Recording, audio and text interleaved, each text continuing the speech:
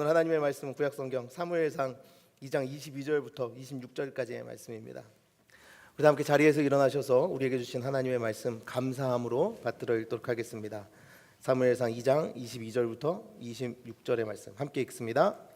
엘리가 매우 늙었더니 그의 아들들이 온 이스라엘에게 행한 모든 일과 회막문에서 수종드는 여인들과 동침하였음을 듣고 그들에게 이르되 너희가 어찌하여 이런 일을 하느냐 내가 너희의 악행을 이 모든 백성에게 듣노라.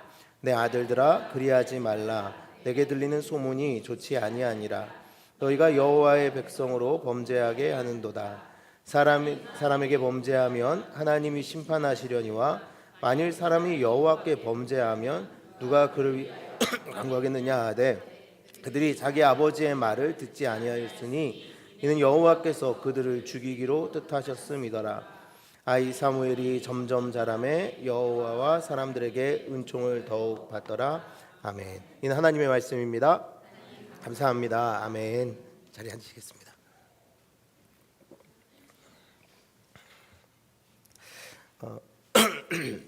여러분 인터넷에 요즘 떠도는 아이들의 기상천외한 답변이라는 게 있습니다. 한번 들어보신 분들도 있으시고 처음 듣는 분들도 있으실 텐데요. 여러분 곤충을 세 부분으로 나누면이라는 이 시험 문제가 나왔어요. 그리고 괄호를 이렇게 세 개를 줬습니다. 여러분 그럼 뭐라고 적어야 되죠? 머리 가슴 배. 역시 배우신 분들이세요. 가로가 세 개 있으면 머리 가슴 배로 적어야 됩니다. 근데 어떤 아이가 거기다가 답을 가로 하나마다 한 글자 이렇게 또박또박 적었어요. 죽는다 이렇게 적었어요. 물론 맞지만 틀렸습니다. 그래서 맞지만 틀렸어요. 그리고 또 다음 문제가 있었는데요. 그건 뭐냐면 한국 겨울의 특징을 네 글자로 쓰시오라는 거였어요. 한국 겨울의 특징이 뭔지 기억나세요? 와 진짜 배운 사람들. 사만사온. 그런데 거기 답을 애들이 뭐라고 썼을까요? 엄청 춥다. 본 거예요? 아니면 집사님 쓴 거예요? 네, 엄청 춥다. 맞습니다. 엄청 춥다라고 적었대요. 그리고 아마 이 다음 문제는 도덕이나 윤리 문제였을 것 같은데요. 문제가 이거였습니다. 부모님들은 왜 우리를 사랑하는 걸까요? 이 질문에 뭐라고 적은지 아세요? 그 아이의 답은 이거였습니다. 그러게나 말입니다. 부모님이 왜 우리를 사랑할까요? 라는 질문에 아이가 선생님께 되물었습니다. 그러게요. 왜 그럴까요? 라고 말입니다.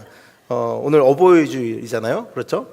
여러분 부모님의 사랑이라는 것이 이해가 되세요? 부모님의 사랑? 저는 솔직히 결혼하기 전에는 사실은 결혼하고 나서도 아이를 그렇게 좋아해 본 적이 없었어요. 아이와 저와의 거리는 항상 한 2m 정도가 좋았던 것 같아요. 어떤 아이라도 2m 정도 떨어져서 이렇게 보면 딱 거기까지가 좋다 요 정도였던 것 같아요. 그런데 첫 아이가 태어나고 나서 정말 하나님이 나를 이런 마음으로 바라보실까라는 거를 조금은 깨달았던 것 같아요. 정말 아이를 바라보는데 도대체 얘가 어디서 왔을까? 얘라는 존재는 뭘까? 이 아이를 들고 그 마음을 형용할 수 없었던 마음을 가졌던 것이 기억납니다. 얘는 2m 저랑 떨어지면 안 되는 거예요. 근데 그 다음부터 놀라운 거는 저희 아기가 이렇게 이뻐 보이니까 모든 아기가 이뻐 보이기 시작하는 거예요. 이 아이가 저희 존재를 바꾸기 시작한 거예요. 그래서 이 사랑이라는 게 물론 제가 그 아이를 사랑하기 때문에 그 마음이 변화되긴 했지만 정말 이 사랑이 나를 바꾸는구나. 그리고 하나님의 사랑의 정말 아주 일부겠지만 그것을 조금은 느끼게 해주는구나 하면서 좀 신기했던 기억이 납니다. 부모님의 사랑 물론 제가 이렇게 대단한 것처럼 말은 하지만 또 우리가 받은 그 사랑 사실 다 우리가 말로 설명할 수 없잖아요. 부모님의 사랑이라는 것이 참 설명할 수 없는 사랑인데 오늘 하루 우리가 또 자녀들을 향한 마음이나 우리의 부모님들이 우리에게 베풀어준 사랑이나 그것을 생각해 보며 감사하는 하루가 될 수 있었으면 좋겠습니다. 자 오늘 그런데 여러분 부모님들이 왜 우리를 사랑할까요? 라는 이 질문에 여러분은 어떻게 답하시겠습니까? 여러분은 답할 준비가 되셨어요? 왜 부모님이 우리를 사랑하지? 왜 나는 자녀를 사랑하지? 근데 분명한 건 뭡니까? 사랑한다는 겁니다. 사랑해야 된다는 겁니다. 그래서 오늘은 하나님의 말씀 안에서 하나님의 사랑이 부모의 사랑이 어떻게 이루어지는지에 대해서 좀 볼 텐데요.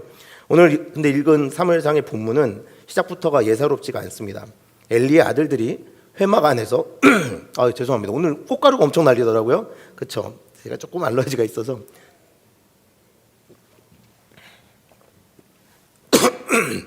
죄송합니다.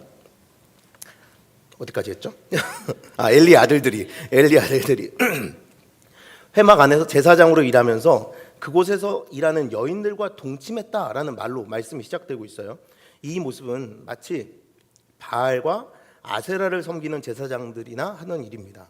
이게 그러니까 바알 신전이나 아세라 신전에서는 제사장들이 그 여사제들과 그 잠자리를 가지는 것이 아주 흔한 일이었습니다. 왜냐하면 그래야 바알이 그 모습을 보고 흥분해서 비를 내려준다고, 아세라가 그 모습을 보고 감동해서 그 풍족한 삶을 허락한다고 믿었기 때문입니다.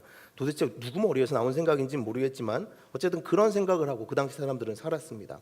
그런데 여호와 하나님 앞에서 지금 제사장들이 그와 비슷한 행위를 하고 있는 것입니다. 회막 안에서 말입니다. 이 엘리의 아들들의 문제, 근데 그 문제가 이것뿐만이 아니었습니다.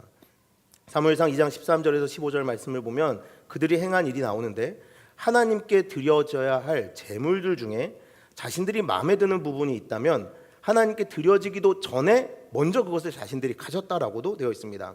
그리고 나머지로 하나님께 제사를 드렸다는 것이죠. 여러분, 그러면 이들이 이렇게 행동한 이유가 뭘까요? 하나님 앞에 도대체 뭐 이렇게 행동한 이유가 있을 것 아닙니까? 근데 사무엘상 2장 12절의 말씀에 보면 이렇게 나와요. 엘리의 아들들은 행실이 나빠 여호와를 알지 못하더라. 행실이 나빠 여호와를 알지 못하더라. 근데 이게 이 말씀을 그냥 읽으면 행실이 나쁜 것이 원인이 되어 하나님을 알지 못했다라는 것처럼 보이지만 사실 원문으로 보면 그냥 두 가지 문장입니다. 행실이 나빴다, 하나님을 몰랐다라고 말입니다. 그래서 오히려 사실 하나님을 몰랐기 때문에 이들의 행실이 이렇게 되었다라고 볼 수 있는 것이죠. 이들의 행실이 지금 이렇게 하나님의 것을 두려워하지 않고 자기들 마음대로 취하기도 하고, 마치 바알의 제사장들이나 그 아세라의 제사장들이 행하는 것처럼 그 하나님 회막 앞에서 여인들과 동침하는 모습, 이것은 하나님을 몰랐기 때문에 이들이 이렇게 행했다라는 것입니다. 엘리의 뒤를 이어 제사장 직분을 행하고 있는데 여호와를 알지 못했다고요? 이게 말이 됩니까? 라고 물을 수도 있습니다. 그러나 이들이 몰랐다는 말은 지식적으로 몰랐다는 말은 아닙니다. 이들의 지식은 그 누구보다 뛰어났겠죠. 엘리 아래서 자라면서 아버지가 제사장이니까 매일매일 그 종교적인 행위를 보면서 그들의 지식적으로는 하나님이 어떤 분인지, 그리고 하나님을 믿는다는 사람들이 어떻게 행동해야 되는지, 보이기에 행동해야 되는지, 그리고 제사장으로서 어떤 역할을 감당해야 하는지는 다 알았을 것입니다. 그런데 그 일들이, 그 지식이 그를 하나님으로 이끌지는 못했다는 것입니다. 내가 하나님 앞에 서 있는 존재야. 하나님이 나를 지켜보고 계시고 나의 매일의 삶은 내 모든 순간은 하나님 앞에서 이루어지는 일들이야 라고 그가 깨닫게 하지는 못했다라는 것입니다. 어릴 때부터 얼마나 많이 보고 들었겠습니까? 그러나 머리로만 아는 것이 자신의 직업이 되어서 제사장의 직을 이어가는 데 도움이 되었지만 자신과는 상관이 없었다는 것입니다. 뭐 그 유머 아시잖아요. 천국에 그 목사가 올라왔더니 예수님이 뛰어나 맞이해 주셨다는 얘기 아세요? 이것도 오늘 그냥 좀 재밌는 얘기 하나 더 해드릴게요. 어떤 집사님이 이제 막 천국에 올라갔는데 예수님이 왔냐 이렇게 보좌에 앉아서 손을 흔들어 주시더래요. 누구야 왔냐 잘 왔다 그랬는데 갑자기 옆에 자기네 교회 담임 목사님이 이렇게 탁 나타나니까 갑자기 예수님이 뛰어내려와서 확 끌어안아주면서 잘 왔다 그러더래요. 그래서 그 집사님이 예수님에게, 예수님 아니 이거 뭐 교회 다닐 때도 뭐 목사랑 집사 차별하더니 천국에서도 이렇습니까? 그랬더니 그 예수님이 그 집사님한테 그러더래요. 야, 얼마나 오래간만에 온 목사인데 내가 한번 뛰어나와서 좀 안아주지도 못하겠냐라고 말씀하시더라는 거예요. 네, 주님, 전 가야 되는데, 네, 마치 그런 거예요. 그냥 종교적인 직무를 감당할 만한 지식은 있었으나 하나님을 알고 예수 그리스도를 믿고 그 안에서 천국을 살아가지는 않았다라는 거예요. 엘리의 뒤를 이어서 제사장으로 살고는 있었지만 말입니다. 이 모습이 그런데 사실은 엘리만의 문제는 아니었습니다. 그리고 엘리의 자녀들만의 문제는 아니었습니다. 사사기 2장 10절을 보면 약속의 땅으로 들어온 이후 새로운 세대들이 태어나면서 이미 그때 이 문제가 생겨났음을 우리는 볼 수 있습니다. 사사기 2장 10절입니다. 그 세대의 사람도 다 그 조상들에게로 돌아갔고 그 후에 일어난 다른 세대는 여호와를 알지 못하며 여호와께서 이스라엘을 위하여 행하신 일도 알지 못하였더라. 아멘. 여러분, 이 말이 생각해 보세요. 이스라엘 사람들이 정말 자녀들에게 이거를 안 가르쳤을까요? 아니요, 가르치긴 했을 거예요. 야, 우리가 애굽에서부터 와서 오늘 여기까지 오는 우리는 이런 길을 걸어왔어. 우리 부모들은 이런 경험을 했고 다 알려줬을 거예요. 근데 알지 못했다는 건 뭐예요? 나랑 상관이 없었다는 거예요. 이 다른 세대들은 여호와 하나님께서 행하신 그 일들을 들으면서 그래서 뭐 그게 나랑 무슨 상관인데 라고 말하고 있었다라는 겁니다. 그래서 하나님을 알지 못했다라고 말하고 있는 것이죠. 그런데 여러분, 사실을 대표적으로 하나님을 몰랐던 자가 누군지 아십니까? 이스라엘이 이 일이 있기 전에, 출애굽하여 약속의 땅으로 들어오기 이전에 하나님을 대표적으로 몰랐던 자를 출애굽기 5장에 등장시키고 계신데요. 하나님께서 등장시킨 그 인물이 누구냐 하면 바로 들어보십시오. 바로가 이르되 여호와가 누구이기에 내가 그의 목소리를 듣고 이스라엘을 보내겠느냐? 나는 여호와를 알지 못하니 이스라엘을 보내지 아니하리라. 여러분, 누굽니까? 바로 바로입니다. 바로입니다. 여러분 보세요. 부모를 닮아야 되는데 지금 이스라엘도 그렇고 이 엘리의 제사장의 아들들도 그렇고 누구를 닮냐면 바로를 닮고 있습니다. 이전에 그 사망의 종노릇하던 그때 그들의 주인, 곧 사망을 나타내던 바로를 닮아가고 있는 것입니다. 바로가 나타내는 바 바로 사망 또는 스스로 신이 된 자, 하나님의 주권에 대한 반역자, 그 모습을 이스라엘 백성들이 지금 닮아가고 있다는 것입니다. 심지어 지금 엘리의 아들들은 제사장들입니다. 제사장들이 바로를 닮아가 하나님으로부터 반역하고 하나님의 주권을 빼앗아 오는 모습으로 오늘을 살고 있는 것입니다. 사망의 종노릇하면서 말입니다. 자, 그럼 여기서 오늘 우리는 어떤 문제점을 발견해야 합니까? 바로 엘리의 문제점을 발견해야 합니다. 왜냐하면 엘리의 직분은 제사장이자 사사였기 때문입니다. 사사를 하나님께서 세우신 이유, 여러분, 하나님께서 사사를 왜 세우셨습니까? 사사기 2장 16절 17절 말씀을 한번 볼까요? 사사기 2장 16절 17절에 보면 여호와께서 사사들을 세우사 노략자의 손에서 그들을 구원하게 하셨으나라고 되어 있습니다. 그러니까 노략자들의 손에서 이스라엘 백성들을 지키기 위해 사사를 세우셨어요. 근데 이 사사들이 그들을 지키는 방법이 무엇이었냐면 17절 말씀을 보십시오. 그들이 사사들에게도 순종하지 아니하고 오히려 다른 신들을 따라가 음행하며 그들에게 절하고 여호와의 명령을 순종하던 그들의 조상들이 행하던 길에서 속히 치우쳐 떠나서 그와 같이 행하지 아니하였더라. 여러분, 이 말씀을 잘 보면요, 그냥 이스라엘이 순종 안 했다라고 하는 것처럼 보이지만 뭐에 순종 안 했냐면 사사들에게 순종 안 했어요. 사사들이 뭘 했는데요? 여호와 하나님을 가르쳤죠. 그들의 삶 속에 여호와 하나님께 온전히 순종하도록 가르쳤죠. 왜 그렇게 가르쳤습니까? 그것이 노략자들의 손에서 이스라엘 백성을 지키는 것임을 알았기 때문입니다. 여러분, 이스라엘의 역사는 하나님을 믿을 때 복되다가 하나님을 떠나면서 망하고 다시 회개하고 돌이켜 회복되는 역사, 그거 다들 아시죠? 그러니까 사사들이 끊임없이 이스라엘 백성에게 가르친 것은 무엇이냐면, 그들을 지키기 위해서 가르친 것은 여호와 하나님 안에 있을 때 우리는 복되다, 그러니 제발 이방신들을 섬기지 말아라, 이것을 가르침으로 그들을 지켰다라는 겁니다. 그러니까 사사들이 한 일은 여호와 하나님을 기억하게 하는 일입니다. 사사들이 해야만 하는 일은 우리는 하나님의 백성이요 그분의 보호 아래 있을 때에만 복되다라는 일을 하는 자들이 사사라는 겁니다. 대단한 힘을 가지고 지혜를 가지고 뛰어난 일을 하는 자들이 사사가 아니라 십자가의 증인들이 사사가 되는 것이죠. 자, 그런데 지금 보십시오. 엘리가 그 사사 아닙니까? 그렇다면 엘리가 가르쳐야 하는 것은 무엇입니까? 여호와 하나님께 순종하는 것을 가르쳐야 합니다. 어떤 일이 있더라도 우리는 하나님을 아버지 삼아 그분 아래서 살아가야 한다는 것을 가르쳐야 됩니다. 그런데 하나님의 명령에 따르는 것이 아니라 그 자녀들이 바로를 닮아 하나님을 모른다 하며 하나님을 멸시하고 살아가고 있는 것입니다. 엘리가 아버지로서 사사로서의 역할을 지금 감당하고 있지 않는 것을 우리는 알 수 있습니다. 엘리의 아들들은 하나님보다 먹고 즐기는 것을 더 중하게 여겼습니다. 하나님을 믿고 따르는 것보다 귀한 가치들이 더 많았고 그것만을 쫓는 삶을 산 것이죠. 엘리도 그렇게 사는 아들들을 보면서 하나님보다 그들이 더 중요해서 혹시 그들과의 관계가 깨어질까 하나님의 뜻을 엄하게 가르치지 못했습니다. 물론 엘리도 가르치긴 가르쳤습니다. 오늘 읽은 25절에 보면 이렇게 나옵니다. 사람이 사람에게 범죄하면 하나님이 심판하시려니와 만일 사람이 여호와께 범죄하면 누가 그를 위하여 간구하겠느냐 하되 그들이 자기 아버지의 말을 듣지 아니하였으니 이는 여호와께서 그들을 죽이기로 뜻하셨음이더라.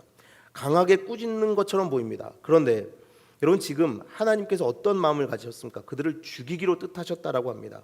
그들의 죄가 여호와 앞에 죽을 죄인 것을 엘리가 몰랐을까요? 알죠. 하나님께서 받으실 그 제사의 제물을 그들이 훔쳐가고 하나님 앞에서 음란을 행하고 있는 그 모습을 보며 당연히 그들이 죽을 죄를 짓고 있는 것을 알았습니다. 그렇다면 어떻게 해야 됩니까? 내 아들들이 여호와 하나님의 진노를 사 죽을 상태에 있다면 자신에게 있는 권한으로 자녀들이 하나님께 돌아올 수 있도록 애썼어야 합니다. 그러면서 제사장 직무라도 정지시켰어야 됩니다. 죄를 짓지 않도록, 하나님 보시기에 그 악을 행하지 않도록, 하나님 앞에서 음란을 행하지 않도록 당장 제사장이라도 못하게 하고 쫓아내고, 그들이 아버지에게 노할지라도 내가 너희의 아버지라서 그냥 죽게 둘 수 없다. 여호와 하나님의 진노를 사서 그 죽는 꼴은 내가 못 보니까 너희 당장은 지금 물러가라 라고 그 앞에서 쫓아냈어야 합니다. 그러나 엘리는 그렇게 하지 않았습니다. 왜요? 아꼈으니까요. 그게 그리고 사랑인 줄 알았으니까요.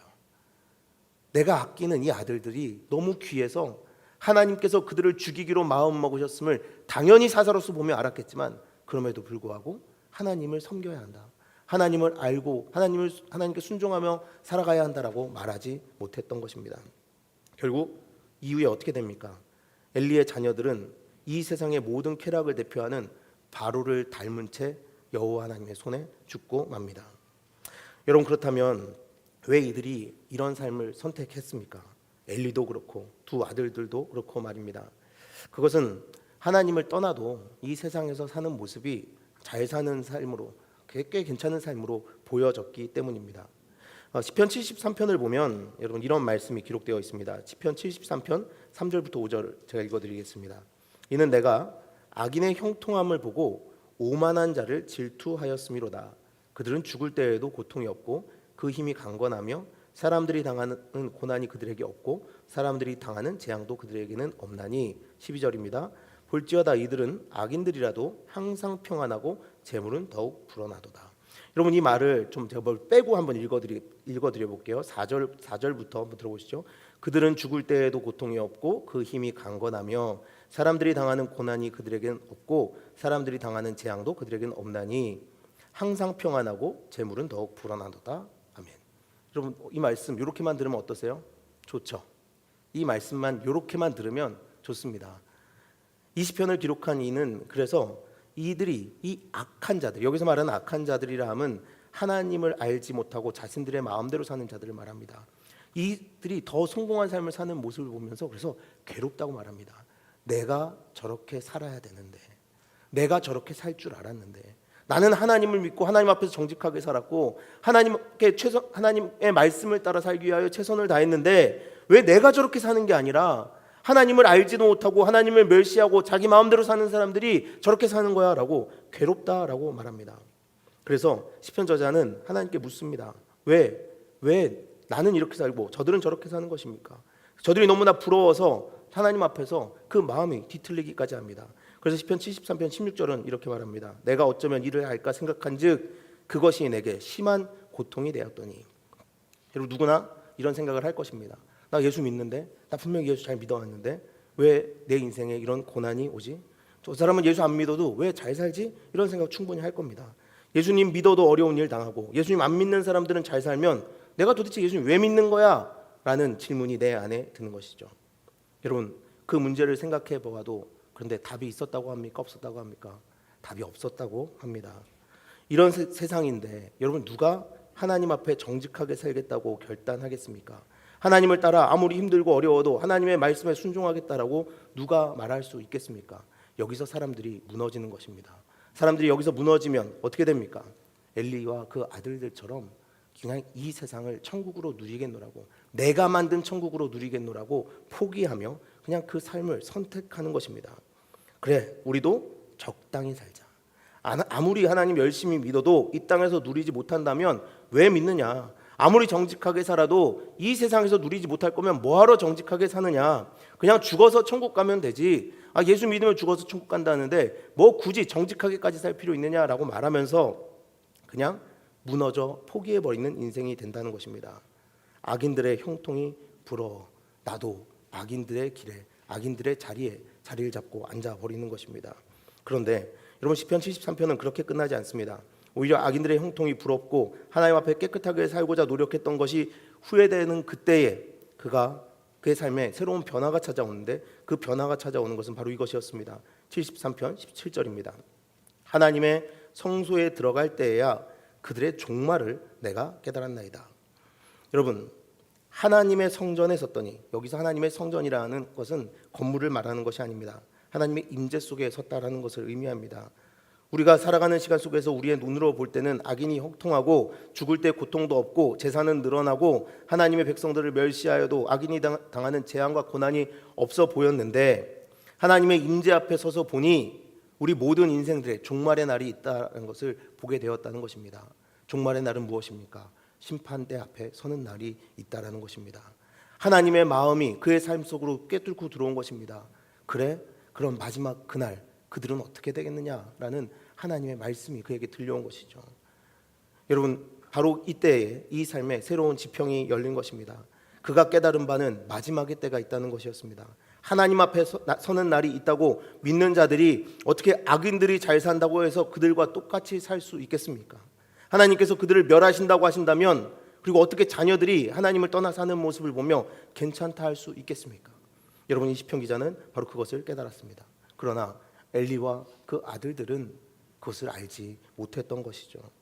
마지막을 아는 자들만이 새로운 세상을 보게 됩니다. 하나님께서 엘리의 아들들을 죽이겠노라고 마음 먹으셨지만, 하나님 앞에서 그렇게 심판받아 죽을 거라는 걸 엘리는 보면서 알았지만 그 날이 오지 않을 거라고 생각했겠죠. 그러나 우리 믿는 자들은 마지막 때를 보며, 그리고 마지막을 살며, 그래서 마지막을 선포하며 살아갑니다. 그래서 부모는 자녀의 몸만 낳아주는 존재가 아닙니다. 하나님의 백성으로서 그들이 다시 태어나기까지 도와주는 존재여야 합니다. 그들이 거듭나 하나님 나라의 백성이 되도록, 다시 태어나는 인생들이 되도록 그들을 도와주는 이들이 되어야 합니다. 여러분, 그래서 이스라엘의 왕들에 대한 평가를 한번 들어보십시오. 대표적으로 긍정적인 평가를 받는 요시야 왕과 히스기야 왕의 평가는 이렇습니다. 열왕기하 18장 3절입니다. 히스기야가 그의 조상 다윗의 모든 행위와 같이 여호와께서 보시기에 정직하게 행하여. 역대하 26장 4절입니다. 우시야가 그의 아버지 아마샤가 모든 행위대로 여호와 보시기에 우시야가 그의 아버지 아마샤의 모든 행위대로 여호와 보시기에 정직하게 행하며. 반대로 부정적인 왕의 평가는 이렇습니다. 열왕기하 15장 8절 9절입니다. 유다의 왕 아사랴의 제38년에 여로보암의 아들 스가랴가 사마리아에서 6달 동안 이스라엘을 다스리며 그의 조상들의 행위대로 여호와 보시기에 악을 행하여 이스라엘로 범죄하게 한 느밧의 아들 여로보암의 죄에서 떠나지 아니한지라. 여러분, 부모와 조상들이 남겨준 정신에 따라 그 일이 이루어져 가고 있습니다. 배운 대로 살고 있는 이 모습입니다. 그래서 에베소서 6장 1절부터 4절은 우리에게 이렇게 말합니다. 자녀들아, 주 안에서 너희 부모에게 순종하라. 이것이 옳으니라. 내 아버지와 어머니를 공경하라. 이것은 약속이 있는 첫 계명이니 이로써 내가 잘되고 땅에서 장수하리라. 또 아비들아, 너희 자녀를 노엽게 하지 말고 오직 주의 교훈과 훈계로 양육하라. 여러분, 자녀들에게도 부모에게 순종할 것을 요구하고 있습니다. 그러나 아비들에게도 자녀를 노엽게 하지 말고 오직 주의 교훈과 훈계로 양육하라라고 분명하게 말하고 있습니다. 내 생각, 내 감정이 아닙니다. 우리는 자녀들 앞에 하나님의 대리인으로서 서는 사람들이 되어야 합니다. 하나님의 교훈, 하나님의 훈계로 그들을 양육할 수 있는 하나님의 대리인 말입니다. 예전에 제가 청소년부 사역을 할 때 어떤 학생이 저에게 이런 말을 했던 것이 기억납니다. 이제 막 믿음이 막 생기려고 하던 그때였어요. 예수 그리스도를 이제 믿어 구원 받았다라는 것이 좀 믿어지는 것 같아요라고 하던 그때였습니다. 근데 뭐 믿어지는 것 같아요. 제가 봤을 때는 잘 이제 믿음이 생겼고 잘 믿고 있다라고 생각했는데, 그 아이가 굉장히 고민하고 있었던 것이 무엇이었냐면, 그런데 너무 어려운 일이 자꾸 있다는 거예요. 그게 뭐냐면, 하나님을 믿어보려다 하다가도 하나님 아버지라는 표현만 들으면 순간 확 깨버린다는 거예요. 하나님 아버지라고 자기 마음이 그 자리에서 무너져 버린대요. 그래서 왜 그러나 했더니 아버지와의 관계가 그렇게 좋지 않았었습니다. 물론 그 아버지도 저희 교회를 다니고 있었었고요. 하나님의 모습에서 자신의 아버지의 모습이 오버랩되면 저는 그런 하나님 못 믿을 것 같아요 라고 자꾸 말하는 거였습니다. 물론 둘의 관계에서 제가 그 아버지 이상한 아버지예요 이렇게 말할 수는 없죠. 부모 자식 간의 관계를 어찌 우리가 다 이해할 수 있겠습니까? 그런데 분명히 우리가 항상 부모로서 깨어 있어야 할 것은 뭐냐면, 내 생각과 내 감정으로 자녀들을 가르쳐서는 안 된다는 것입니다. 하나님의 대리인으로서 하나님의 감정과 하나님의 교훈으로, 하나님의 사랑으로 그들을 대해 주어야 한다는 것이죠. 여러분, 지금 이 세상은 내가 옳다고 여기는 것이 옳은 세상이 되어버렸습니다. 요즘은 자녀들에게 너 뭐가 하고 싶어? 하고 싶은 거 있으면 그대로 해. 누구도 널 막 바꿀 수 없어. 네가 생각하는 게 진리야라고 가르치는 세상이 되어버리지 않았습니까? 각기 다른 기준을 가지고 내가 선을 정하고 살아가는 세상입니다. 네가 하고 싶어? 그럼 그게 진리야 라고 말하는 세상 말입니다. 그런데 우리는 그럴 때 자녀들에게 네 마음대로 살아봐라 라고 이렇게 말하는 것이 아니라 예수 그리스도의 십자가의 은혜에 합당한 삶을 살 것을 보여주는 이들이 되어야 합니다. 바로 내가 예수 그리스도를 닮아서 내가 먼저 십자가를 지고 내가 예수님의 마음을 가지고 그들을 대함으로 그들이 주님께 나오기까지 그 십자가의 길을 걷는 인생들이 되어야 한다는 것이죠. 여러분, 어버이 주일이라 하면 어버이를 잘 섬기자, 이것이 우리 삶의 교훈으로 주어져야 할 것 같은데, 오늘 말씀은 좀 반대죠.